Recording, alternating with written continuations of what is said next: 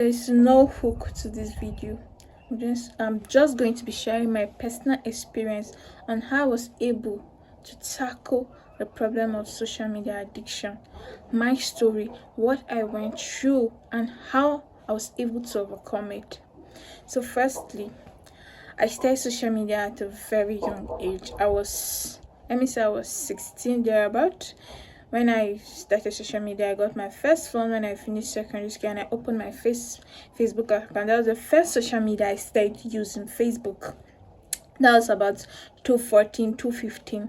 And immediately I finished my secondary school, I went to uni, and in uni, this problem didn't start there, because in uni you get busy, you were doing stuff, you had courses, you try to mingle and socialize, everything is fun, there's less time for being like engrossed in your phone.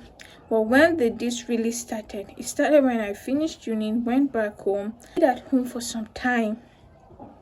And when I stayed at home for some time, that's when I really got into social media. That's the first thing I do when I wake up. That's what I did throughout the day. From Facebook, I opened Instagram and other social media platforms. I was always there looking at the latest things, look at the entertainment, best channels. I was there. I talk with all of those things. But firstly, what I noticed when I started realizing, when I took a very conscious step to quit this thing, is I was idle. When I went home after uni, idleness. So that was the only thing that I saw that like fun to me. To me, I was having fun, but I didn't know I was wasting some of my precious time of my life, which I could be doing other things, other productive things. I use this and also social media. A very vital time of my life was my early 20s. Stopped opening social media like the first thing I woke up. Let me say, when I woke up, I tried to do house chores, then go around. My mom have this store, so I go there to stay with her and just observe my environment, to start comparing myself with people, because in uni you meet different people, and when people finish, there are different opportunities for different people. People have different lifestyles, they'll go back to them. I open my face and I see, oh, my primary schoolmate, he's in this big company working. Oh, I'm here, I'm feeling bothered, it's bothering me. I'm seeing things, people that are even not in my age bracket, because people don't put their age bracket on their social media platform most of the time. They just show you their success story. I was seeing so many success stories, I've seen so many achievements. People were living while I was at home. It costs me a lot of overthinking. I started comparing myself, and I was just in my early 20s. I didn't even know that I was just starting life, figuring it out. I just felt I'm not there already, or I've failed in life. I was stuck. I had to take a very conscious step, and this conscious step did not just happen one day. It's not like a remote button that you just press off and everything just off, and then you start living, you quit. You can't just quit. It takes time. You have to be conscious. It's going to be hard. We have to keep pushing. Some days it will overcome you, and you just be there on social media throughout. Then the next day you realize that, oh, what I did yesterday was extreme. I have to track my step. You set time limits. Set time that, okay, from this time to this time, I'm going to be on social media, and I'm going to limit the kind of people I follow, the things that I see on social media, and the things that trigger me. Be conscious of these things. If you like, you can carry a book. Yes, it's your life. You have to choose for yourself. Carry a book. The things that trigger me. Got my first car, I finished uni, I did this. Anybody that they always bring about how much they are buying, what they are doing.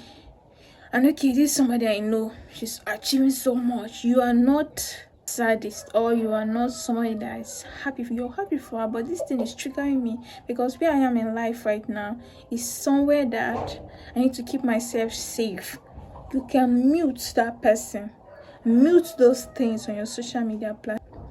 Check what are the things that triggers me, what are the things that is going to benefit me, because I don't think quitting social media is really healthy. limit how you use it. Quitting, we are in an era of social media right now.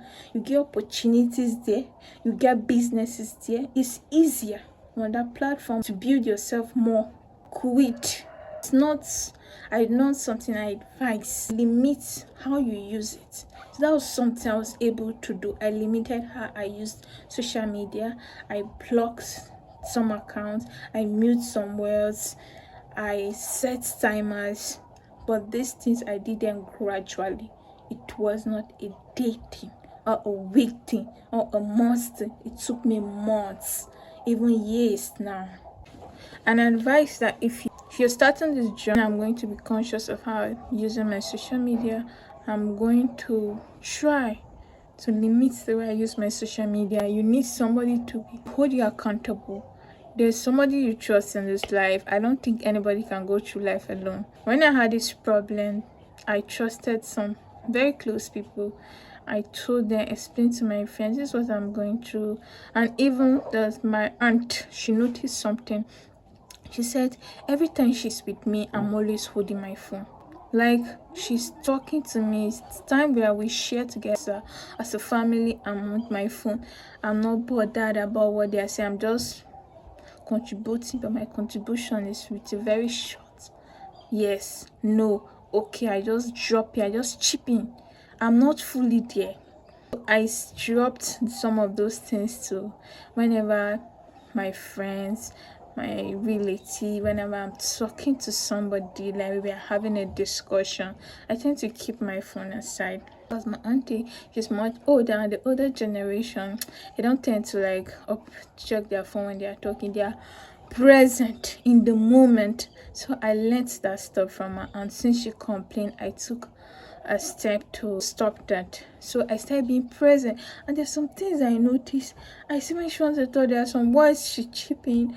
I noticed the way she makes eye contact, the way she's so dramatic with her hands. I didn't notice all those things before. It was when I dropped my phone, I started noticing those things. I was not conscious of my environment. There's this tree close to my house. I know there's a tree there, but I didn't know. If you ask me what type of tree, I don't know. I know now that it's a mango tree, type of mango. And I checked, I looked at my environment.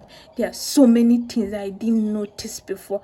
I was just living my phone. I forgot to live my actual life. Over the years, I have replaced so many activities because I noticed boredom is one of the first things that makes you to jump into this addiction, social media addiction. So try not to be bored.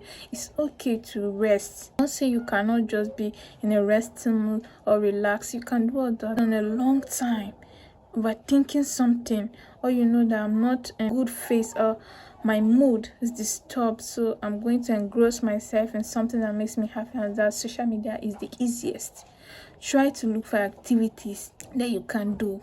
You can hang out with friends. If you are not an outdoor person, you can read books, you can draw. Yes, these are activities that you look at them that they are not fun, they are for children. When you hold a book and start to draw or start sketching, it becomes fun. You enjoy it. There's no harm in trying new things, going for a run, going for evening walk. Oh, it's something I discover. Evening walks, they are mind-blowing. Like, you get, when you come back, activities makes you enjoy yourself. When you're back, you feel relieved. You think your mind is clear. These are the things that being engrossed in social media makes you miss. You miss living life, like actual living the present, not inside an idea of phone. So you have to be conscious. Mindset is one thing that is going to take you out of this, and it's a gradual process. Like I said, it's not something you can quit in a day or a week or a month.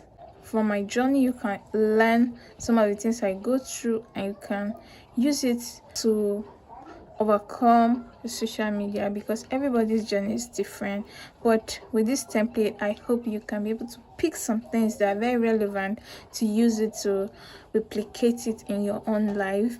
Thank you for watching my video. Please subscribe. I would really love to read your comment, your opinion, what you think about my video, what you think about my journey. I would like to read that in the comment section. Please don't forget to subscribe. Thank you. See you in my next video. Bye.